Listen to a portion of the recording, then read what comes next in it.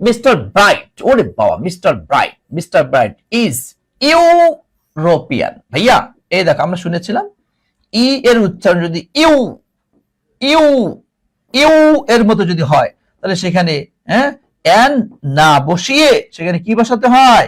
এ বসাতে হয়, তাই না? এন না বসিয়ে এ এ এ বসাতে হয়, তাই না? তাহলে mister bright is a European. Mister bright হচ্ছেন একজন ইউরোপীয় প্রবাসী। অ্যাজ যেহেতু হি ইজ ইংলিশম্যান, এই দেখ ইংলিশ, তাহলে এখানে কি দিবা ভাইয়া? এটা কি বলা লাগে? ইংলিশ আর কি ম্যান, অ্যাডজেক্টিভ আর নাউন লাগাও এখানে এ অথবা এন। কতবার বললাম, কতবার বারবার দেখা আসে, তাই না? তাইলে হি ইজ অ্যান ইংলিশম্যান, সে একজন ইংরেজ মানুষ। হি নোজ, সে জানে ইংলিশ ওয়েল। ইংলিশটা কি ভাষা, তাই না? ভাষার নামের আগে কোন আর্টিকেল বসে না। ভাষার নামের পূর্বে পূর্বে কোনো আর্টিকেল বসে না, ঠিক আছে? বসে না, তাহলে এখানে কি দিব? ক্রস, তাই না? হি নোজ ইংলিশ ওয়েল, সে মোটামুটি ভালো ইংরেজি পারে যেহেতু সে ইংলিশম্যান। আচ্ছা দেখো হি ইজ, এই দেখো he is honourable.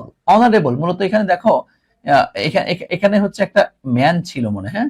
He is an honourable man. দেখছো এই যে অনার অ্যাডজেক্টিভ আর পরোক্ষভাবে এখানে একটা নাউন আছে, হ্যাঁ? অনারেবল সম্মানিত সকলের। হি ইজ অ্যান অনারেবল, সে হচ্ছে সম্মানিত, হ্যাঁ, টু এভরিওয়ান, প্রত্যেকের কাছে। দো যদিও হি ইজ, এই দেখ ওয়ান আইড ম্যান, এটা বল ই নাম্বার বল, তুই যেটা না পারিস তোর যে কান পেছে এমন একটা দিমু, বল। হ্যাঁ, ওয়ান আইড মানে এক চোখা, তাহলে এটা কি রে বেটা? অ্যাডজেক্টিভ। ম্যানটা কি রে? নাউন। অ্যাডজেক্টিভ আর না, তাহলে এ অথবা এন, এন ওয়া ওয়া ওয়া, তাহলে কি দিবি? এ। হ্যাঁ, তো যদি he is a one eyed man, যদিও সে হচ্ছে এক চোখ ওয়ালা মানুষ, এক চোখ হচ্ছে অন্ধ। ওকে, ওয়ান ডে একদিন, হ্যাভিং এই দেখো সস বুঝো, SOS SOS saving our soul, হ্যাঁ? সেভিং আওয়ার, এসতে হচ্ছে সোল বলতে পারো অথবা SOUL, হ্যাঁ, এসতে সোল বলতে পারো অথবা এসতে সোলও বলা যায় অথবা এসে হচ্ছে তোমার শিপও বলা যায়। এটা হচ্ছে কেমন, যখন কেউ কখনো মানে কঠিন ভয়ঙ্কর বিপদে যখন পড়ে যায় তখন এটা সস দেখানো হয়। সস এটা নিদর্শন আর কি, হ্যাঁ?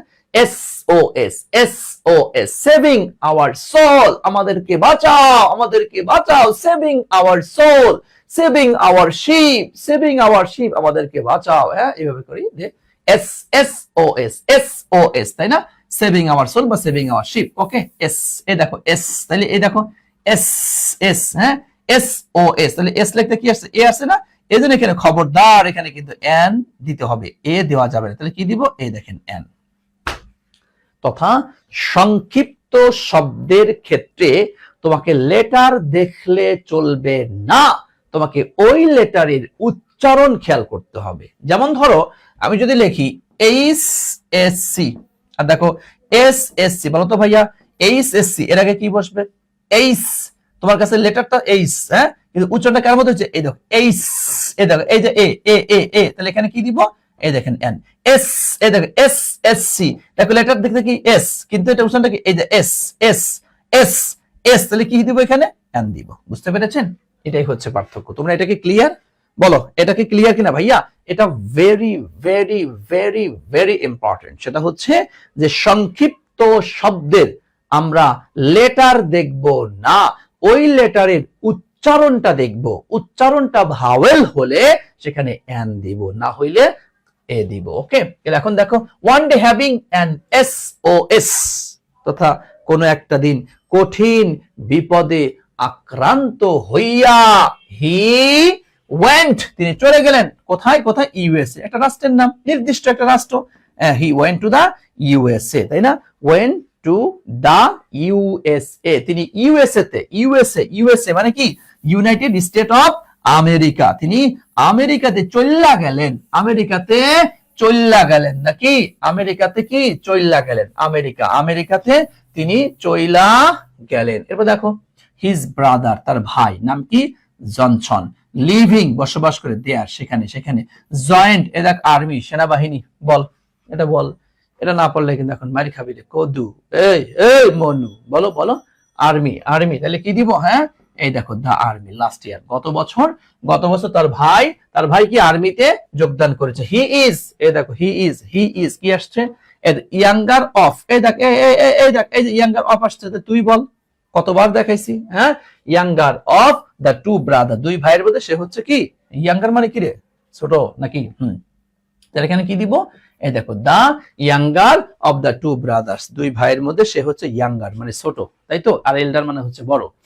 এবার দেখো হোয়েন, যখন mister Bright met his brother, যখন তার ভাইয়ের সাথে সাক্ষাৎ করলো, he could not but shed tears, হ্যাঁ, হি কুড নট বাট, সে পারলো না, শেড টিয়ার্স মানে টিট মানে কি চোখের পানি আর ধরে রাখতে পারলো, দীর্ঘদিন পরে ভাইয়ের সাথে দেখা, হ্যাঁ, এবং বড় বিপদ থেকে ভাইয়ের কাছে গেছে, তাহলে কি আর চোখের পানি ধরে রাখতে পারে? সেখানে কি কোনো আর্টিকেল দেওয়া যাবে বেটা? নো আর্টিকেল, তাই না? He could not but shed tears, সে চোখের পানি ধরে রাখতে পারলো না। চলো আমরা এখন তাহলে অর্থ অনুযায়ী প্রত্যেকটা শুনেছেন, এখন আমরা একটু ব্যাখ্যা করি কোথায় কি আছে কিনা আছে। চলো, এই দেখো ইউরোপিয়ান, ই এর উচ্চারণ কার মতো হয়েছে? ইউ এর মতো হয়েছে। আমরা জানি ই এর উচ্চারণ হবে ই এবং এ, এটার মতো হবে, কিন্তু এটার মতো না হয়ে যদি ইউ এর মতো হয় তখন আমরা কি দিব? আমরা তখন এ ব্যবহার করব। ওকে, আচ্ছা, as he is English man, adjective আর নাউন, তো এখানে কি দিয়েছি? অ্যান দিয়েছি।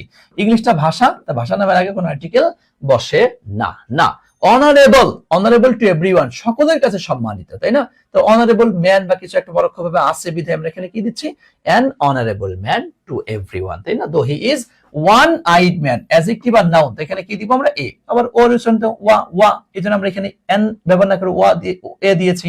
ওয়ান হ্যাভিং, এই যে এস সংক্ষিপ্ত শব্দের উচ্চারণ যদি ভাওয়েলের মতো যদি হয় তাহলে এখানে কি দিতে হয়? এন দিতে হয়, তাই না? সংক্ষিপ্ত শব্দ এস। হ্যাঁ, he went to the USA, নির্দিষ্ট, তো এখানে কি দিয়েছি? আমরা দা ব্যবহার করেছি, তাই না ভাইয়া? আচ্ছা, এরপর দেখো এই যে আর্মি, সেনাবাহিনী, সবসময় কি দিব? হ্যাঁ, চোখ বন্ধ করে দা ব্যবহার করব। এই দেখো ইয়াঙ্গার, এরপর কি আসছে? অফ আসছে, বাস, তাহলে ইয়াঙ্গার অফ, তাহলে কি দা ইয়াঙ্গার অফ, তাই না ভাইয়া? আচ্ছা, he could not but shed tears, চোখের পানি না ফেলে পারলো না, অর্থ অনুযায়ী এখানে কোন আর্টিকেল দেওয়ার কোনো সুযোগ নেই।